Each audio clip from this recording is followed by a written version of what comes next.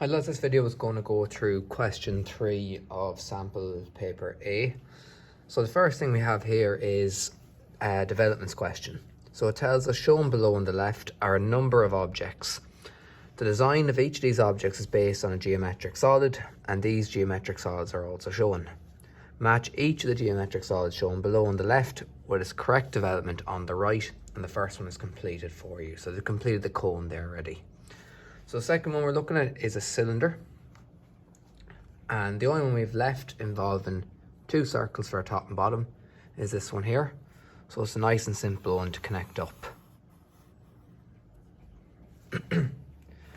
Our next one then we have below is the tissue box. So we're looking for a number of rectangular sides.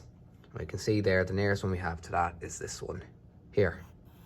So we can connect those two together. Below that we have a present, and it's basically based off a cube. So we're looking for 6 squares to make up a cube, and we have that up here. And the last one we have is a triangular prism, and that's this one here then. So that completes part A, so nice and easy for that one.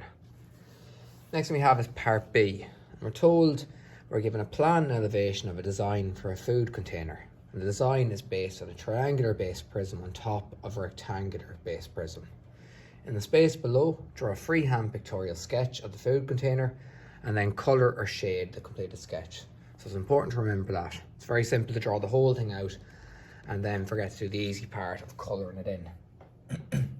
So when we're doing something like this, best thing to do is draw boxes to fit everything inside. So remember, because it's freehand, we have to try and avoid using our set squares, because otherwise we'll lose marks for it.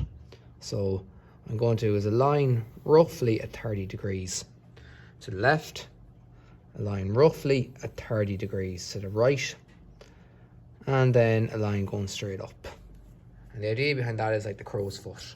We're going to draw a box to fit in our lower half, which is going to be our rectangular based prism.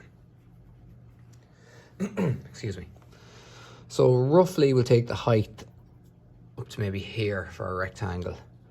And we want to basically draw a line parallel going out that way there, and a line going parallel out this way here. So we do everything lightly for now. For our width, we can see clearly that this part here is way longer than that part there. So we might go maybe back as far as here. And then put this as our shorter width. And once again, keep our lines going parallel, and then going back this way, keep our lines going parallel there. That's going to be our rectangular prism for our base. On top of that then, we have a triangular prism. So roughly halfway across here and halfway across here, with 2 little dots, and then draw a light line going up like that there. And we can set our height to roughly be the same there, and then join them back to our corners there and there. And the last thing we need to do then is join the top. So remember, keeping our lines parallel at all times. And that completes our triangular prism on the top. And then we have this little handle here. So it's going to be a straight line going up there, straight line going up there, and then we're going to have a line going there across, and then the little handle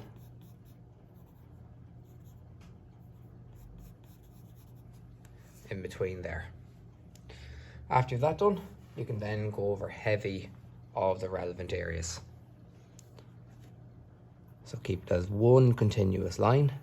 We don't want to be going stop and start. We want to have one continuous line for our outline.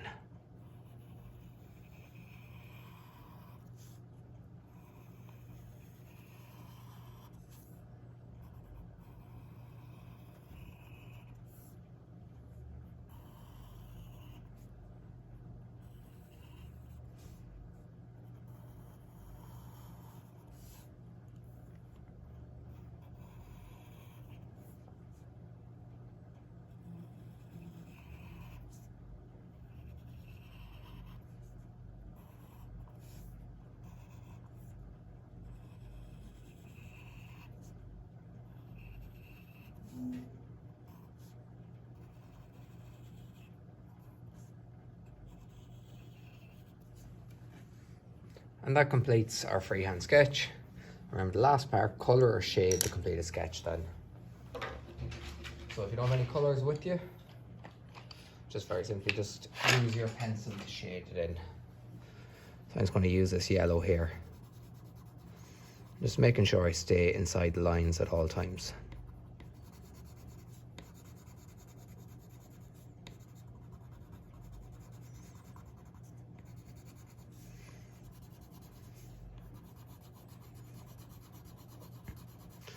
And for an activity like this, there's no harm in actually leaving your light lines after.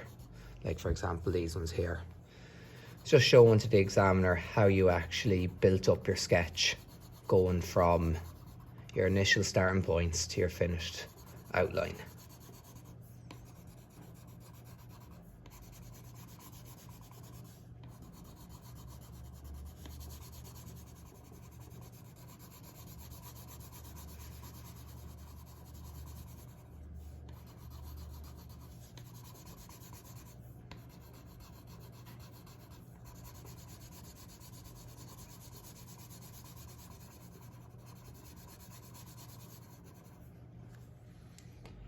And that then completes question 3.